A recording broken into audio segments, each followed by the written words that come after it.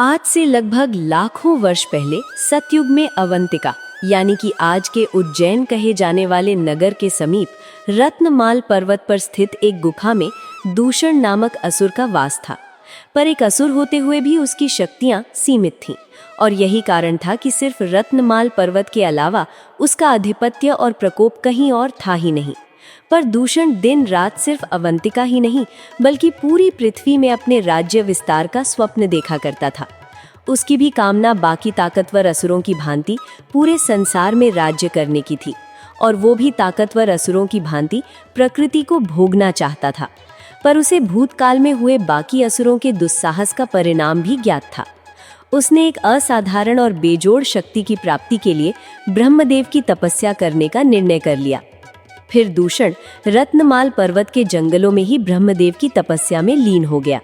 उसने लगातार कई वर्षों तक ब्रह्मदेव की घोर तपस्या की। कई दशक बीतते चले गए पर ब्रह्मदेव अब तक प्रकट न हुए। पर दूषण ने भी हिम्मत न हारी और वो लगातार तपस्या में लीन रहा। फिर एक दिन वो घड़ी आ ही गई जब ब्रह्मदेव दूषण से प्रसन्न होकर रत्नमाल पर्वत पर प्रकट हुए और दूषण को घोर तपस्या से जगाकर अपना इच्छुक वरदान मांगने को कहने लगे। जिसके बाद दूषण ने ब्रह्मदेव को अपना अभिवादन देते हुए उनसे अपना मुंह मांगा वरदान देने के लिए वचनबद्ध करने लगा। जिसके बाद ब्रह्मदेव ने विवश होते हुए दूषण को मुंह मांगा वरदान देने का वचन दे बैठे। फिर ये सुन दूषण ने ब्रह्मदेव से त्रिदेव के ही समान शक्तिशाली हो जाने का वरदान मांगने लगा। जिसके बाद ब्रह्मदेव आश्चर्यचकित हो उठे और उन्होंने इसे नामुमकिन बताया। जिसके बाद दूषण ब्रह्मदेव को वचनबद्ध होने की दुहाई देने लगा। फिर ब्रह्मदेव भी धर्म संकट में पड़ गए और साथ ही गहरी सोच में भी। काफी देर तक चिंतन करने के बाद ब्रह्मदेव ने दूषण को त्रिदेव के ही समान अत्यंत ही शक्तिशाली हो जाने का वरदान दे दिया, पर साथ ही अपनी शक्ति का दुरुपयोग शिव भक्तों पर न करने की चेतावनी भी दे दी। जिसके बाद दूषण ने ब्रह्मदेव को किसी भी प्रकार का कोई परामर्श न देने की बात कहकर जोरों से ठहाके लगाता रहा। फिर ये सुन ब्रह्मदेव मुस्कुराते हुए रत्नमाल पर्वत से अंतर्धान हो गए। इसके बाद दूषण अपनी गुफा में वापस आकर तपस्या से प्राप्त शक्तियों का इस्तेमाल करते हुए अंधेरे में डूबे हुए अपने गुफा को एक राजमहल में परिवर्तित कर सिंहासन में विराजमान हो गया और ठहाके लगाता हुआ अपनी मायावी ताकत से हजारों की संख्या में आसुरी योद्धाओं को उत्पन्न करने लगा। साथ ही दूषण उन विशाल आसुरी सेना को लिए अवंतिका नगरी समेत आसपास के सभी अलग अलग राज्यों पर एक भयावह हमला कर अपने राज्य का विस्तार करना शुरू कर दिया। उसने अपने हमले के दौरान अनगिनत राजाओं समेत उनके तमाम सैनिकों को बड़े ही क्रूर तरीके से मौत के घाट उतार दिया। दूषण ने बेहद कम समय में ही अवंतिका समेत कई राज्यों और कबीलों को अपने अधीन कर लिया था। यहाँ तक कि उसकी शक्तियों से प्रभावित या भयभीत होकर पाताल लोक के कई असुर भी उसके साथ संधि कर चुके थे। समय के अनुसार दूषण का प्रभाव और ताकत इतना बढ़ चुका था कि उसकी नज़र जिस राज्य पर पड़ जाती वहाँ के राजा बिना युद्ध लड़े ही भयभीत होकर अपना राज्य दूषण को सौंपकर अपनी जान बचाकर काफी दूर चला जाया करते, और जो राजा ऐसा न करते उनको दूषण युद्ध में परास्त कर मौत के घाट उतार दिया करता। साथ ही उनके राज्य समेत उनकी रानियों पर भी अपना अधिकार कर लेता। दूषण की इसी क्रूरता के कारण उसे सारा संसार काल के नाम से भी जानने लगा था। समय यूं ही बीतता गया और तमाम राज्यों को लगातार जीतने के साथ साथ अब उसकी नज़र भगवान की पूजा पाठ कर रहे तमाम ऋषि मुनियों पर जाने लगी। भगवान की पूजा पाठ करते देख वो साधु संतों से ईर्ष्या करने लगा था। उसने सोचा कि जब पूरा राज्य उसके अधीन है और वो स्वयं ही त्रिमूर्ति की भांति अत्यंत शक्तिशाली भी है, तो यहाँ भगवान की ही जय जयकार क्यों? जय जयकार तो सिर्फ दूषण की ही होनी चाहिए, क्योंकि वही तो है सबका कर्ता धर्ता। जिसके बाद दूषण ने अपने आसुरी सैनिकों को अपने अधीन राज्यों में ऋषि मुनियों और प्रजा द्वारा हो रहे सभी भगवान के पूजा पाठ को बंद करवाने का आदेश दे दिया।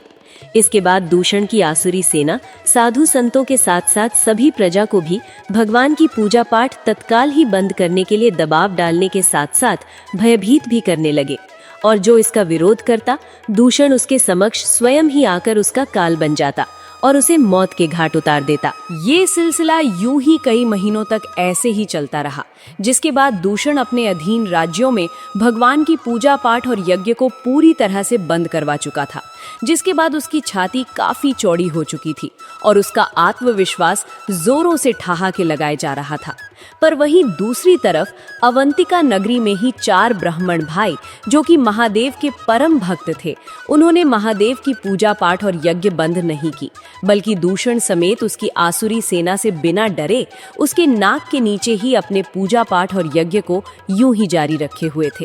दिन यूं ही बीतते गए और एक दिन दूषण को उसके गुप्तचरों द्वारा उन 4 ब्राह्मण भाइयों के द्वारा हो रहे महादेव के पूजा पाठ एवं यज्ञ के बारे में पता चला, जिसके बाद वो गुस्से में आग बबूला हो उठा। फिर उसने ब्रह्मदेव के वरदानी शर्त को ध्यान में रखते हुए अपने कुछ आसुरी सैनिकों को उन 4 शिव भक्त भाइयों को तत्काल ही महादेव की पूजा पाठ और यज्ञ को सिर्फ रुकवाने और कड़ी चेतावनी देने का आदेश दे दिया, जिसके बाद दूषण के आसुरी सैनिक उन 4 ब्राह्मण शिव भक्त भाइयों के समक्ष आ खड़े हुए और थोड़ी नरमी से महादेव की पूजा पाठ एवं यज्ञ को तत्काल ही हमेशा के लिए बंद करने की बात कहने लगे, जिस पर उन 4 ब्राह्मण भाइयों ने उन असुरों को इसके लिए साफ साफ इनकार करते हुए तत्काल ही अपने आश्रम से वापस लौट जाने की बात कहने लगे, जिसके बाद दूषण के आसुरी सैनिक विवशता पूर्वक वहां से वापस रत्नमाल पर्वत की ओर लौट गए। और यहाँ जब आसुरी सैनिक दूषण के समक्ष असफल होकर लौटे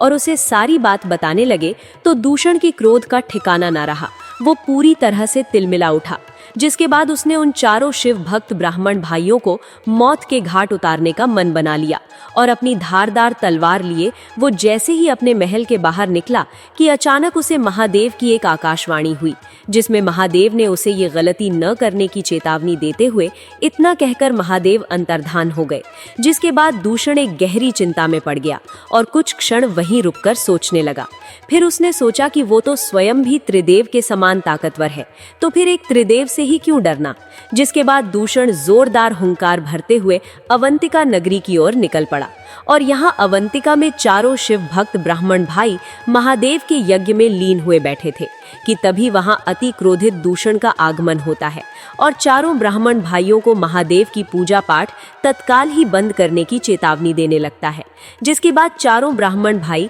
दूषण को एक कदम भी आगे न बढ़ने और साथ ही वापस लौट जाने की बात कहने लगते हैं। फिर इतना सुनते ही दूषण का क्रोध सब्र के बांध को तोड़ता हुआ फूट पड़ता है और फिर दूषण अपनी धारदार तलवार लिए 4 ब्राह्मण भाइयों पर टूट पड़ता है। दूषण जैसे ही अपनी तेज धार तलवार घुमाए अति तीव्र गति से 4 ब्राह्मण भाइयों के ऊपर प्रहार करने वाला होता है कि तभी अचानक उनके मध्य धरती कांपने लगती है और बेहद तीव्र गति से धरती वहीं फट पड़ती है, जिससे कि दूषण झटके खाता हुआ काफी दूर जा गिरता है और यहाँ धरती का सीना चीरकर महादेव महाकाल का रूप लिए धरती से बाहर निकलते हैं और एक जोरदार गर्जना भरते हैं, जिन्हें देख दूषण थर थर कांपने लगता है। महाकाल के इस प्रलयकारी रूप को देख दूषण समझ जाता है कि हो ना हो ये स्वयं महादेव ही हैं, जिसके बाद दूषण अपनी वरदानी शक्ति का इस्तेमाल करते हुए लाखों की संख्या में आसुरी योद्धाओं को प्रकट करने लगता है, जिसके बाद तमाम आसुरी योद्धा महाकाल के ऊपर घात लगाते हुए एक साथ में टूट पड़ते हैं। पर महाकाल के प्रचंड प्रहार के समक्ष दूषण के लाखों आसुरी योद्धा भी कम पड़ने लगते हैं। महाकाल बेहद तीव्र गति से अपने त्रिशूल से ही तमाम असुरों को मौत के घाट उतारने लगते हैं। महाकाल के प्रचंड प्रहार से पूरी आसुरी सेना के साथ साथ धरती भी थर्रा उठती है। ये देख दूषण काफी क्रोधित पर भयभीत भी होने लगता है, पर फिर भी दूषण हिम्मत नहीं हारता, बल्कि वो अपनी वरदानी शक्ति का इस्तेमाल करते हुए तमाम असुरों को महाकाल के समक्ष प्रकट करता जाता है, जिन्हें कि महाकाल मौत के घाट उतारते ही जाते हैं। कई असुर तो महाकाल को देख थर थर कांपते हुए अपनी जान बचाकर अलग अलग दिशाओं में भागने लगते हैं, पर ज्यादातर असुर महाकाल के हाथों मारे ही जाते हैं। काफी समय तक युद्ध यूं ही चलता रहा, परंतु कुछ क्षण के बाद धीरे धीरे दूषण की सभी मायावी आसुरी सेना पूरी तरह से महाकाल के द्वारा समाप्त हो चुकी थी। साथ ही दूषण की वरदानी शक्ति ने भी अब असुरों को लगभग प्रकट करना बंद ही कर दिया था, पर फिर भी दूषण का अहंकार अब तक शेष रह गया था, जिसके बाद दूषण ने कोई और मार्ग न देखते हुए महाकाल से स्वयं ही टकराने का मन बना लिया और फिर दूषण गरजता हुआ अपनी धारदार तलवार लिए महाकाल पर टूट पड़ा और महाकाल पर अपने तलवार से जोरदार प्रहार करने लगा। पर महाकाल ने उसके हर प्रहार का जवाब अपने त्रिशूल से देते हुए दूषण को अपने एक ही मुक्के के प्रहार से काफी दूर फेंक दिया और फिर महाकाल हवा में काफी तीव्र गति से उछलते हुए धरती पर पड़े कराह रहे दूषण के समक्ष आ खड़े हुए और अपने क्रोध की प्रचंड तेज अग्नि से दूषण को वहीं जलाकर भस्म करने लगे। फिर कुछ क्षण के बाद दूषण का शरीर पूरी तरह से भस्म के रूप में परिवर्तित हो चुका था, जिसे कि महाकाल ने अपने पूरे शरीर में सुसज्जित कर लिया। दूषण के शरीर के भस्म को सुसज्जित करने के कुछ क्षण के बाद ही